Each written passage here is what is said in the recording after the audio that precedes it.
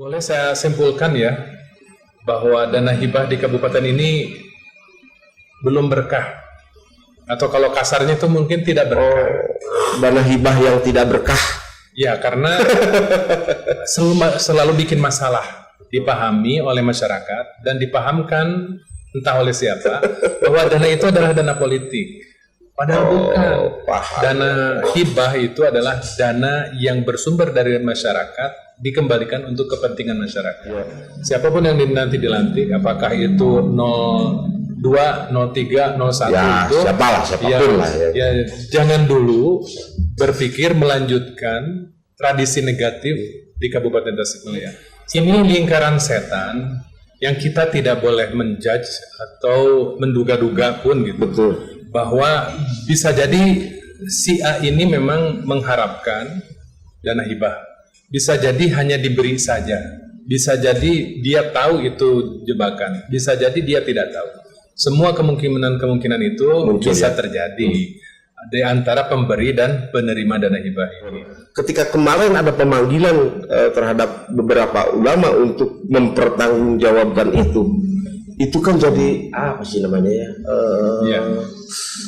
Ngeri itu kan?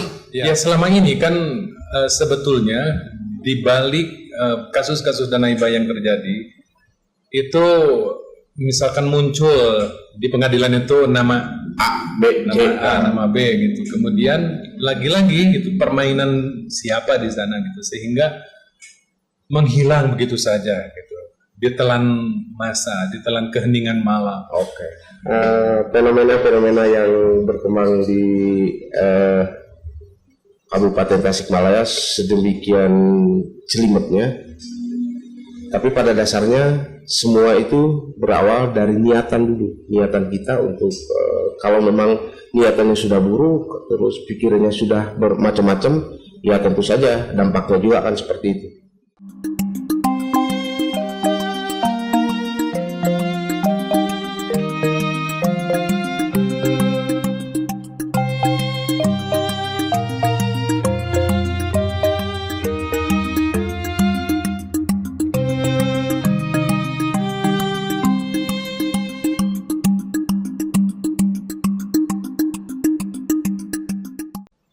Assalamualaikum warahmatullahi wabarakatuh.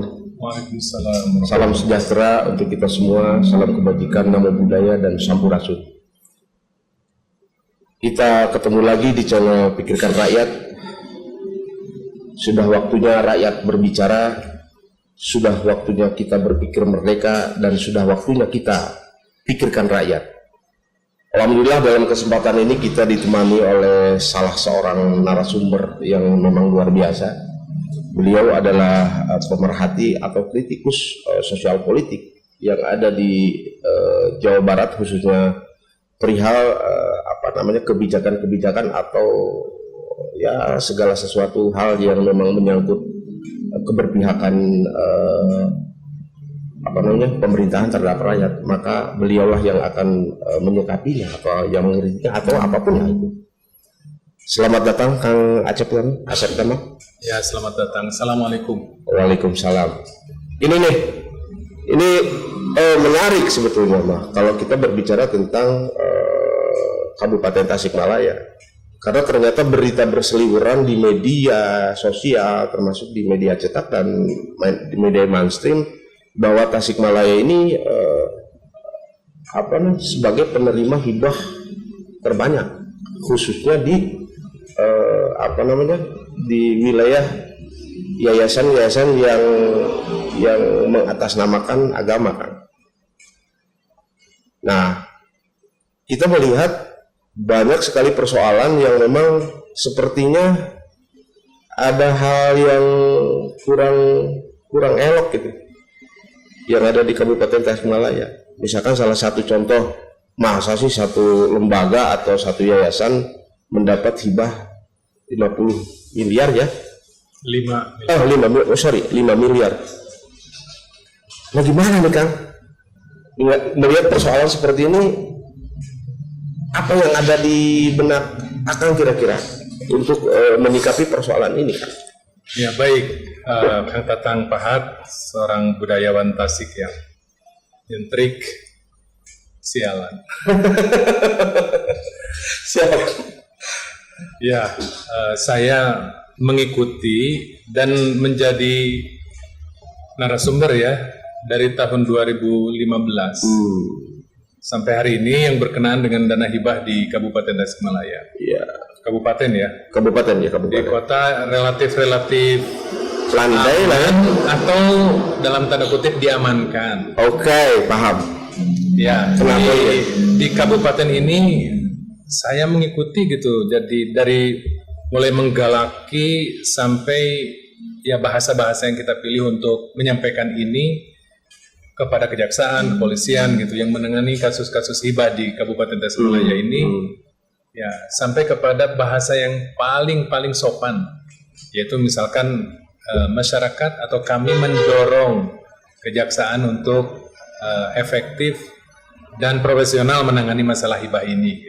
Wah, ini kan sangat normatif dan betul. ya mungkin di jalanan bahasanya tidak seperti itu. Ya. Ya saking bahwa di setiap tahun selalu ada masalah-masalah di mana boleh saya simpulkan ya bahwa dana hibah di kabupaten ini belum berkah, atau kalau kasarnya itu mungkin tidak berkah. Dana hibah yang tidak berkah. Ya karena selalu bikin masalah. Betul, dana hibah yang tidak berkah karena selalu bikin masalah. Kalau yang idealnya gimana? Maslahah. Maslahah. Mestinya maslahah bukan masalah. Betul, betul. Mestinya maslahah, ini malah jadi masalah. Menarik nih. Malah dana hibah itu menjadi masalah yang seharusnya hibah itu maslahah ya. Kenapa kan? Sampai seperti itu? Ya karena kita mungkin kurang diberikan edukasi tentang dana hibah yang pada akhirnya dipahami dan dipahami oleh masyarakat dan dipahamkan entah oleh siapa bahwa dana itu adalah dana politik. Padahal bukan. Dana hibah itu adalah dana yang bersumber dari masyarakat dikembalikan untuk kepentingan masyarakat.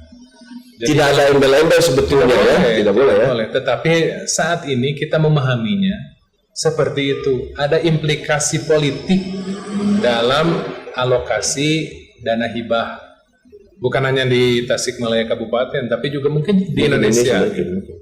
Nah, jadi ini saya kira harus sampai kepada katakanlah ya Ketua MUI Kabupaten untuk bersama-sama merefleksi, mengevaluasi atau mengawal juga ya, mengevaluasi.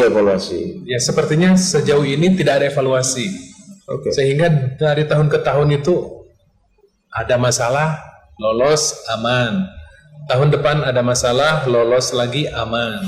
Dulu kan pernah ada satu orang pejabat publik di kabupaten yang masuk penjara dan kemudian dana hibah yang dipermasalahkan itu dilokalisasi itu sudahlah yang segini aja, sementara permasalahannya begitu besar, begitu luas, begitu viral, tapi ternyata akhirnya hilang dengan sendirinya. Terakhir 2024 itu untuk hibah tahun sekian lah gitu, mungkin 2022 ya. Ada seorang juga tokoh politik nasional ya, yang disebut di pengadilan yang kemudian hilang juga. Hilang setelah itu gitu. Entah memang aman karena tidak terbukti atau diamankan.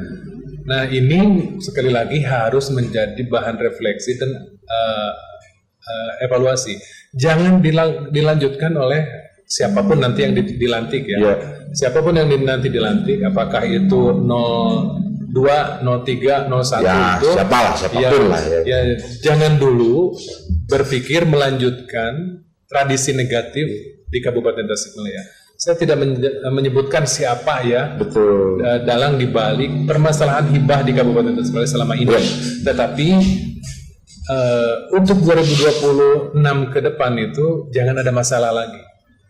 Dana hibah harus maslahah, jangan masalah. Nah persoalannya kan begini kan sebetulnya mah, yang jadi korban itu kan para ketua-ketua yayasan, atau karena memang ini ditebalkannya untuk keagamaan, yang jadi korban itu kan para kiai lah, katakanlah seperti itu ya, para kiai, para guru ngaji yang punya yayasan itu. Yang menurut saya mungkin ada yang paham atau ada yang lugu, karena saya yakin ketika ya sebagian itu kayak misalkan para kiai, para ulama, sebagian itu kan mereka itu ketika mendapat dana hibah, oh ya alhamdulillah, tidak tahu sebetulnya itu jadi jebakan, artinya jadi jebakan buat mereka. Nah, yang jadi persoalan itu kan mereka itu paku-pakunya masyarakat kan. Artinya yang memegang tampu kebijakan kearifan lokal itu yang dijaganya oleh beliau-beliau ini. Ada juga yang tidak tahu menahu, kok saya dipanggil, dan itu kan beban moral kan, artinya beban moral ke masyarakatnya. Nah, perilaku ini kan sudah kelihatan di Kabupaten Tasikmalaya. Kalau boleh, yang harus disalahkan itu siapa tuh kan? Ya, jadi ini lingkaran setan yang kita tidak boleh menjudge atau menduga-duga pun gitu. Betul. Bahwa bisa jadi si A ini memang mengharapkan dana hibah, bisa jadi hanya diberi saja, bisa jadi dia tahu itu jebakan, bisa jadi dia tidak tahu. Semua kemungkinan itu mungkin bisa terjadi di antara pemberi dan penerima dana hibah ini. Nah, jadi kita tidak sampai menjudge ya gitu tentang dunia keulamaan yang merupakan social equilibrium sebagai penyeimbang kehidupan sosial di setiap negara, kabupaten, kota, provinsi gitu. Penyeimbang kehidupan itu adalah para ulama. Kalau para ulamanya itu sudah tidak seimbang, ini kan repot. Nah, entar dulu saya. Kalau ulamanya sudah seimbang, ini menarik nih poin itu. Ya. Maksudnya gimana tuh? Ya, jadi ada ulama yang ulama-ulamaan, mungkin ada ulama yang benar gitu mungkin. Memang ini berat ya untuk yang namanya ulama. Ketika misalkan dihadapkan pada arus politik. Ya. Siapa yang bisa menahan diri itu yang selamat. Siapa yang kemudian masuk ke pusaran dia bisa selamat atau sebaliknya dia tidak selamat. Nah, di titik ini mungkin saya sering ya sejak dulu untuk menyampaikan bahwa di pesantren-pesantren itu juga baiknya diajarkan juga fikih siasah. Fikih siasah itu fikih tentang politik. Betul. Sehingga misalkan ulama itu punya dalil yang kuat untuk terjun ke politik. Atau ulama tidak terjun ke politik tetapi di pinggir dunia politik tetapi memainkan peran. Ya, kalau tidak politisi berarti misalkan menjadi tim sukses, menjadi tim pemenangan dan lain-lain. Memang dalam hal ini terutama ya di Kabupaten Tasikmalaya, saya alhamdulillah sudah silaturahim dengan Ketua MUI Kabupaten Tasikmalaya dan merupakan orang yang sangat soleh, yang nyepuh. Dan di titik inilah mungkin pelajaran besar ya bahwa di Kabupaten Tasikmalaya ini kehadiran Ketua MUI hari ini dan Ketua MUI sebelum ini itu adalah benar-benar anugerah bagi masyarakat Kabupaten Tasikmalaya. Jadi harus dipisah dan dipilah mana ulama-ulama yang kemudian benar di hati masyarakat ya, tidak terwacanakan.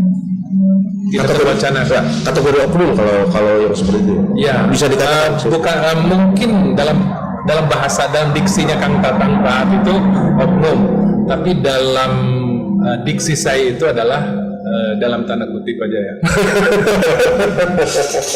Baik, ya. Ini menarik karena ternyata di masyarakat Tasikmalaya itu, apalagi masyarakat Tasikmalaya itu punya jargon. Ketika kemarin ada pemanggilan terhadap beberapa ulama untuk mempertanggungjawabkan itu kan jadi apa sih namanya ya? Ngeri itu kan? Ya, saya jabarkan sedikit ya tentang dalam tanda kutip itu. Oke. Tadi kan saya sampaikan Ketua MUI Kabupaten Tasikmalaya ini tidak sama sekali terwacanakan di kalangan publik itu sesuatu yang negatif. Betul. Yang dikhawatirkan itu adalah ketika ulama, misalnya pemimpin lembaga keagamaan, itu kemudian diwacanakan negatif oleh pihak yang lain, pihak musuh politik misalkan. Kalau misalkan dari 01 ya dari 02, 03 yang melihat. Kalau dari 02 misalkan dari 01 dan 03 yang iya, betul. Dari 03 misalkan 01 dan 03 melihat 02 melihat, menilai, mengamati, kemudian juga bahkan judge ya gitu bahwa ajengan ini, kiai ini bla bla bla bla bla bla bla. Nah, ini bisa menghasilkan dua kemungkinan. Kemungkinan pertama, apa yang dijudge, apa yang dituduhkan oleh masyarakat itu salah, maka bagi ulama tersebut adalah sebuah cobaan. Tapi ketika yang dijudge, yang dituduhkan oleh masyarakat itu benar, ini kan yang repot.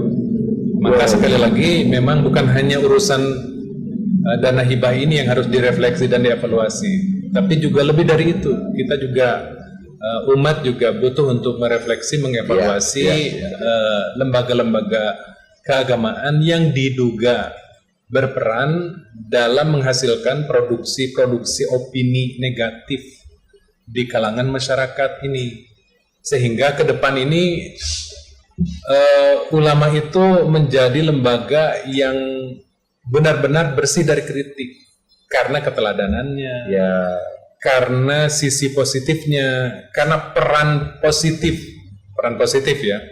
Ya kalau misalkan peran negatif di dalam dunia politik itu sulit kita untuk kemudian memperlihatkan peran positif ulama.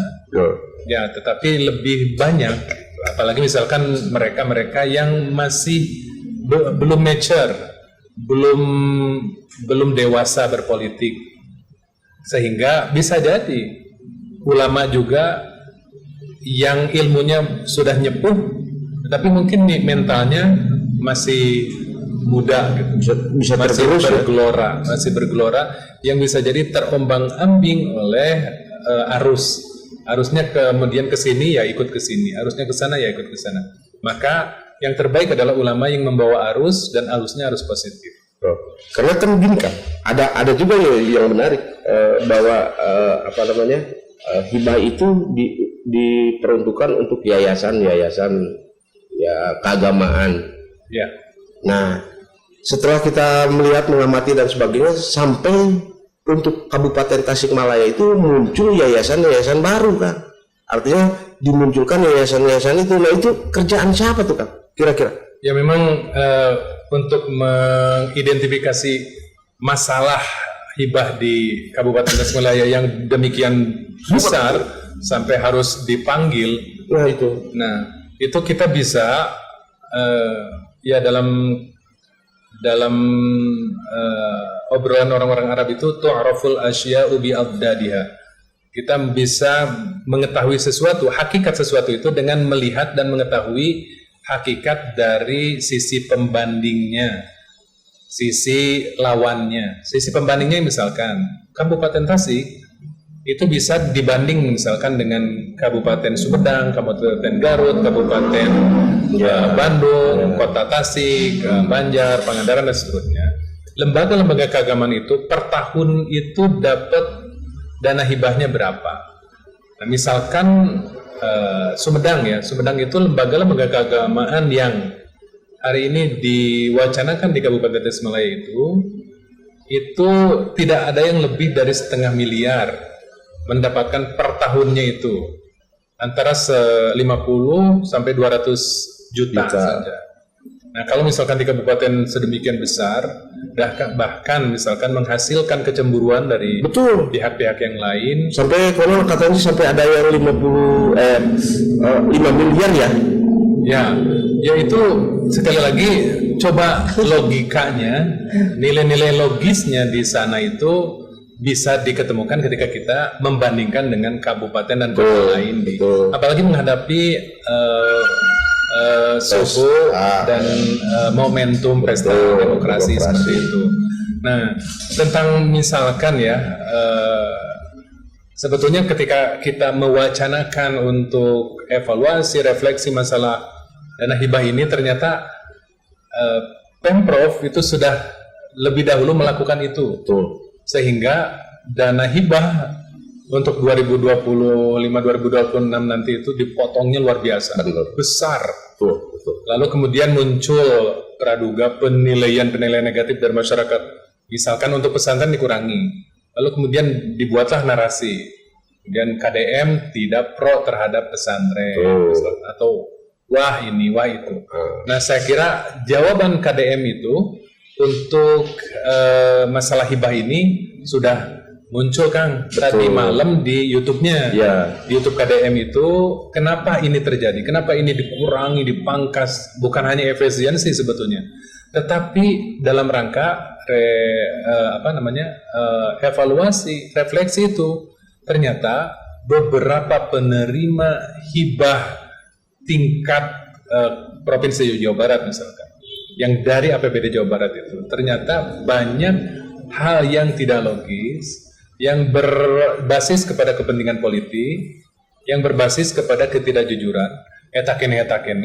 Karena di Kota Tasik saja saya tahu ada beberapa yayasan, beberapa lembaga yang memiliki anak lembaga. Jadi SK dari Kemenkumham itu untuk satu yayasan, bukan yayasan, lingkung pendidikan misalkan, di sana ada 3 atau 5 yayasan yang karena tidak boleh menerima setiap tahun, maka yang 2 dihentikan dulu, yang 3 maju. Untuk tahun berikutnya yang 3 dihentikan, yang 2 maju.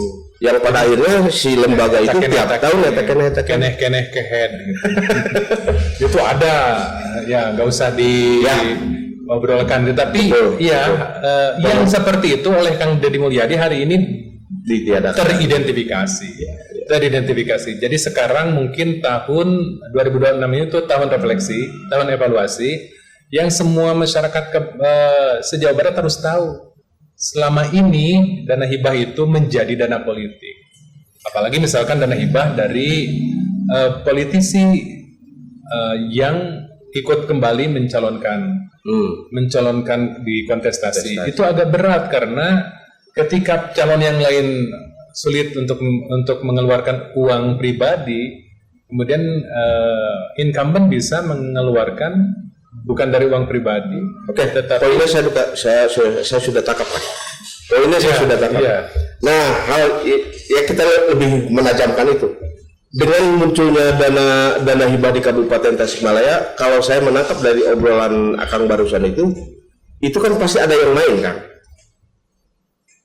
Ya, jadi sejauh yang tidak bisa kita lihat ya, gitu, terutama mata saya sangat terbatas ya. Ya, tetapi opini-opini yang berkembang di masyarakat itu, saya yakin itu adalah teori. Namanya teori, ada yang lemah, ada yang kuat, ada yang salah, ada yang benar. Tapi kalau untuk maaf sama Bang, tapi ketika tadi mendeskripsikan seperti itu, kelihatannya itu kalau dipresentasikan itu 90%-nya ya. Bisa jadi karena sekarang ini nanti kita mencoba hasil dari investigasi Kang Deddy Mulyadi itu ya, itu nanti akan ketahuan gitu bahwa ternyata dana hibah ini oleh si A, oleh si B, itu permainan politik kepala daerah atau permainan politik misalkan pihak ya, dinas, SKPD atau badan yang beririsan atau terlibat langsung dengan musrenbang, dengan pengalokasian dana itu bisa jadi. Ya, kalau saya melihat di Kota Tasik ini cukup terang benderang, tetapi kita seringkali mengpun. Ya, jadi artinya saya setuju ya apa yang dilakukan Kang Deddy Mulyadi hari ini. Biarlah misalkan dana hibah dikurangi dulu, karena eksesnya ini masyarakat yang jadi ngeri lah gitu. Jadi bahkan yang paling ditakutkan itu adalah ketika masyarakat sudah tahu semuanya, se-Kabupaten Tasik tahu, tapi dibiarkan lalu kemudian mengendap, kemudian hilang. Apapun alasannya itu kan penyelewengan kan. Artinya penyelewengan dana entah dari siapa ke siapa, yang pada akhirnya memakan dana yang sedemikian besar khusus untuk hibah misalkan. Ya. Konsekuensi logisnya yang seharusnya harus seperti apa? Kalau memang ternyata terdeteksi. Ya, selama ini kan sebetulnya di balik kasus-kasus dana hibah yang terjadi itu misalkan muncul di pengadilan itu nama A, B, C, nama B gitu. Kemudian lagi-lagi gitu permainan siapa di sana gitu sehingga menghilang begitu saja gitu. Ditelan masa, ditelan keheningan malam. Oke. Nah, jadi saya kira apa yang dilakukan Kang Dimulya di hari ini yaitu untuk menghindari dan untuk membongkar mungkin bisa jadi ya syukur-syukur kalau seperti itu karena terlalu besar anggaran ini yang kemudian apalagi misalkan menghasilkan kecemburuan, opini-opini negatif. Karena opini-opini negatif ini tidak bisa dibendung. Ini adalah sunnatullah. Ini lumrah terjadi bahwa sebagian mungkin dari perilaku-perilaku negatif itu sebagian besarnya tertutup.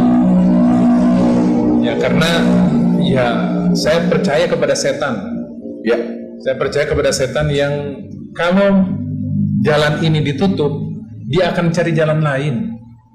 Sampai kemudian jalan itu bisa membuat dirinya sukses untuk menggelincirkan. Dan paling konsisten ternyata setan. Nah, konsisten ya. Konsisten dan konsisten.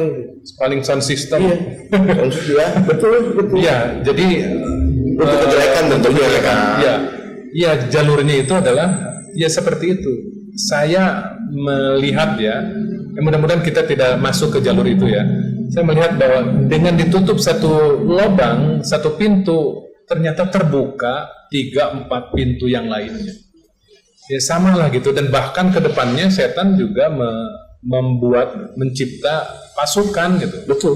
Pasukan misalkan hari ini ketika money politik rame dilawan luar biasa, pada saat yang bersamaan beberapa tokoh-tokoh itu kemudian mengusulkan agar money politik itu menjadi lumrah dan dibiarkan dihalalkan saja. Ya, karena sudah semua orang melakukannya katanya gitu. Nah kan luar biasa itu bagaimana setan itu membumbui, menghiasi perbuatan-perbuatan maksiat itu dengan sesuatu yang sepertinya indah gitu. Dan itu pun terjadi pada dana hibah ini, dana milik masyarakat yang seharusnya dikembalikan kepada masyarakat tanpa diembel oleh kepentingan-kepentingan pribadi. Oke. Menarik pemirsa. Ternyata memang penyelewengan itu terjadi di mana-mana, khususnya di dunia politik sebetulnya. Padahal pada hakikatnya politik itu kan untuk mencari keadilan, kebenaran dan sebagainya sebetulnya. Tapi dengan jalan seperti ini, hal-hal yang seperti itu sepertinya politik ini oke lah, politik siasa. Tapi ketika dia bersiasa kok jangan mengorbankan yang banyak dong. Misalkan rakyat lah yang harus jadi korban. Karena pada dasarnya uang-uang atau dana-dana itu bersumber dari rakyat juga, dikembalikan ke negara, dan negara itu seharusnya mengembalikan lagi ke rakyat untuk kesejahteraan rakyat.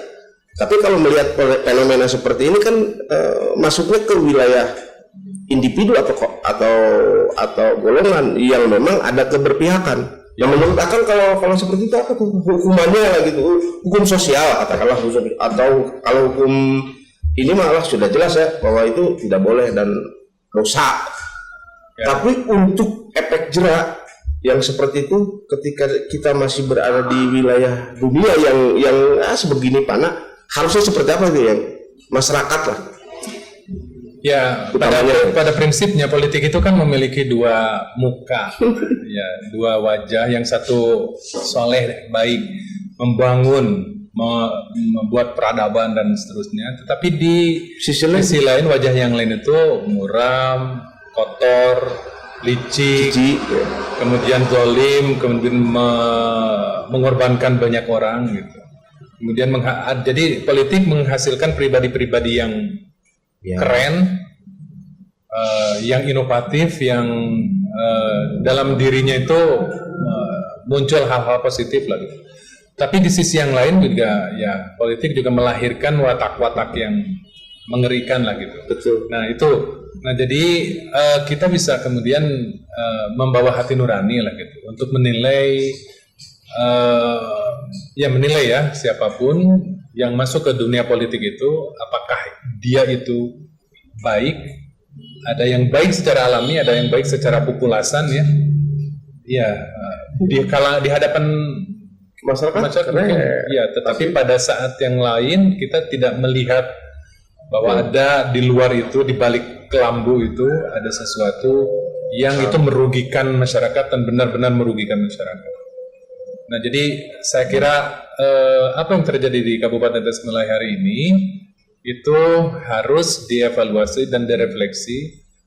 Ya, artinya bahwa ke depan jangan ada dendam politik, jangan juga kemudian mewarisi hal-hal negatif. Ini kan negatif, tetapi ini menguntungkan kepada pemilik sistem. Ya, tadi ya kenapa ini ke sini besar, ke sini kecil? Kenapa? Pemilik sistem dalam penyaluran dana hibah itu adalah misalkan bupati. Pemilik sistemnya itu misalkan yang level 2-nya misalkan kabag ya. Kabag apa gitu ya.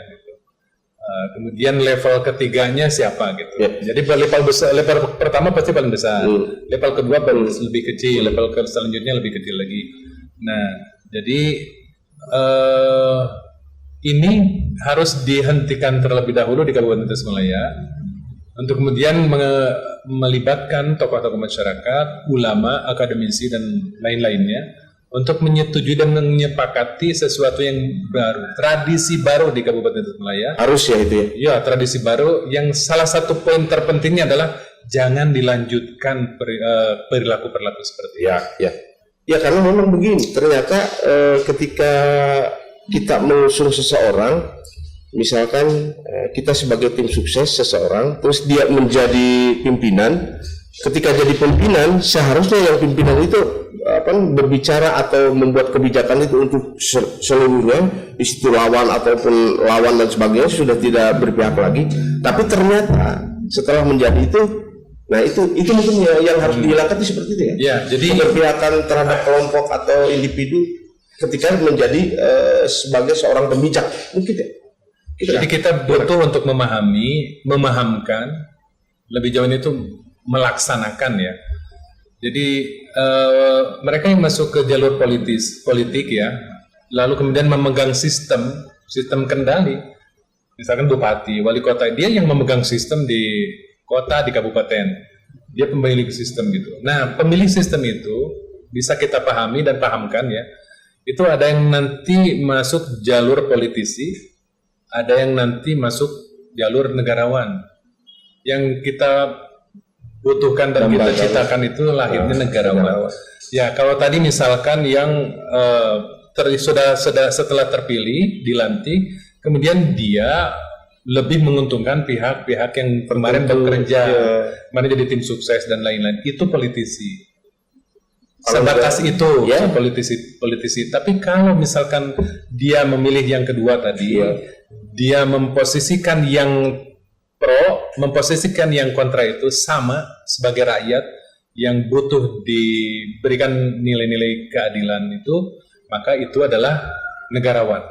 Negarawan itu adalah pemimpin yang rela mengorbankan ego pribadi, mewakafkan diri lah mungkin ya, mengorbankan ego pribadi. Saya berhak untuk yang kemarin kontra itu udah hilang aja lah gitu. Bisa saja itu ego pribadinya. Tetapi dia mengalahkan ego pribadinya, mengorbankan ego pribadinya. Disitulah jadi negarawan itu adalah siapapun, sebetulnya bukan hanya politisi. Siapapun yang memiliki sistem. Kalau di sekolah, kepala sekolah yang memiliki sistem. Kalau di KRT-an ya Pak RT atau Bu RT, Bu RW, Pak RW yang memiliki sistem itu. Kita butuh hadirnya negarawan yang sebetulnya negarawan itu lahir ya. Salah satu pintu masuknya itu adalah bahwa mereka yang berproses awal di politik itu dengan benar. Nah, kenapa saya ngomong seperti ini? Kalau boleh dikatakan oknum, karena ternyata realisasi di lapangan itu ketika menerima hibah, misalkan menerima hibah 150 juta misalkan, yang dikasihkannya itu sampai 90% kan kurang ajar itu. Ya, misalkan tradisi. Nah itu Pak, itu mental. Oke. Ya. Gimana? Ya, jadi dulu itu pernah di Kabupaten Tasikmalaya, wacananya sangat kuat gitu. Sampai kan disebut nama tuh ya di media-media itu sampai muncul. Tapi sekarang hilang tuh. Lembaga anu memperoleh sekian tanda tangannya, tapi yang diterima hanya berapa persen. Itu mencuat sangat sangat ke atas ya mencuatnya gitu. Tapi hilang demikian. Dan datanya kuat sebetulnya. Kalau di situ kan. Ya memang kita harus adil. Kita itu harus meluruskan diri mulai dari pikiran itu ya. Orang sering beradil lah dimulai dari pikiran sendiri. Ya. Nah, jadi kalau sudah pikirannya sudah kurang ajar ya gitu. Dari mulai perumusan anggaran itu sudah mulai error. Nanti penerima juga sudah error. Misalkan penerima lembaga ya, mau keagamaan, mau lembaga apapun gitu ya, dia menandatangani misalkan mendapatkan 100 juta, dia kemudian hanya menerima 50 juta, dia kemudian memiliki prinsipnya itu lah sakya oke lumayan, padahal kan 50%-nya hilang. Ada yang memiliki prinsip itu lah sakya gen untung, padahal yang 50 jutanya itu nanti dalam pertanggungjawaban pasti berbohong. Iya. Nah, kalau misalkan satu lembaga diambil 50%, yang menerimanya misalkan 200 lembaga, betapa besarnya. Dan ada pembiaran dari berbagai sisi, pembiaran dari kita sebagai masyarakat, pembiaran dari pihak yang menerima. Sakiagen alhamdulillah, sakiagen alhamdulillah. Itu lumrah, bukan lumrah, maksudnya sudah biasa masyarakat budaya kita ya. Iya, mental yang saya kira apa yang dilakukan hari ini oleh Kang Deddy dalam beberapa minggu ini, terlepas dari pro dan kontranya, saya melihat bahwa ada semangat memperbarui ini. Bahkan Kang Deddy berpikirnya itu kelah nungesmah gitu. Sulit kan kita untuk melacak yang sudah gitu. Tetapi ke depan ada yang harus dibenahi, ke depan harus ada yang berubah, dan itu dimulai dari pemimpin. Pemimpin. Kalau pemimpin provinsinya baik, belum tentu di bawahnya itu mau. Belum tentu mau. Ada memang yang mau, ada yang bersemangat, ada juga yang tidak seperti itu, yang bahkan berkebalikan. Nah, di titik ini mungkin kita masyarakat sebagai kontrol, budayawan, akademisi ini kuat untuk memberikan ruang kontrol yang nanti dicerna oleh masyarakat, pencerahan ke masyarakat soal persoalan ini. Bahkan kalau saya belum mampu, Kang Tatang ya, saya belum mampu untuk, kalau Nabi mengatakan qulil haqqa walau kana murra, katakan saja kalaupun misalkan pahit, katakan saya belum mampu. Kalau saya mampu, saya belum mampu. Luar biasa. Oke pemirsa, fenomena yang berkembang di Kabupaten Tasikmalaya sedemikian jelimetnya, tapi pada dasarnya semua itu berawal dari niatan kita untuk kalau memang niatannya sudah buruk, terus pikirannya sudah bermacam-macam, ya tentu saja dampaknya juga akan seperti itu. Baik, saya closing statement ya. Ya, sebentar. Nanti saya kasih. Selanjutnya kita akan mendengarkan bagaimana pandangan beliau terhadap pimpinan yang baru sekarang. Entah siapa jadinya. Sekaligus closing statement tentang persoalan yang berkembang yang selama ini kita bicarakan. Mangga, Kang. Ya baik. Memang kembali ya kepada hati nurani. Kembali kepada hati nurani bahwa adanya opini wacana negatif di kalangan masyarakat ya setiap tahunnya yang berkenaan dengan masalah ini, tentu saya secara pribadi itu melihat bahwa hari ini terjadi sesuatu yang menghebohkan, bagi saya itu adalah hikmah, bukan lagi sesuatu yang negatif. Hikmah yang kemudian harus kita berkaca pada hikmah. Dalam bahasa Arab itu ada i'tibar. I'tibar itu ada peristiwa lalu kita dapat pelajaran darinya. Ada juga yang disebut tadabbur. Tadabbur itu mencari sesuatu di balik peristiwa. Ada juga tafakur ya. Tafakur itu memaksimalkan daya pikir kita. Ada itti'az. Itti'az itu mencari nasihat apa di balik ini. Nah, kita menghadapi fenomena hari ini di mana beberapa kiai kemudian dipanggil dan seterusnya. Ya, saya kira kita harus melihat ini sebagai hikmah, sebagai rahmat untuk kemudian ke depannya kita mulai tatanan kehidupan baru, terutama dalam kaitannya dengan dana hibah, khususnya di Kabupaten Tasikmalaya. Ada sesuatu yang memang harus dijadikan bahan refleksi dan evaluasi sehingga ke depan dana hibah ini maslahah, tidak lagi menjadi masalah. Oke. Terima kasih. Dana hibah harus menjadi maslahah, bukan masalah. Jumpa lagi di session yang selanjutnya, dipikirkan rakyat. Rakyat sudah waktunya bicara. Rakyat harus berpikir mereka dan kita harus pikirkan rakyat. Assalamualaikum warahmatullahi wabarakatuh. Assalamualaikum warahmatullahi wabarakatuh.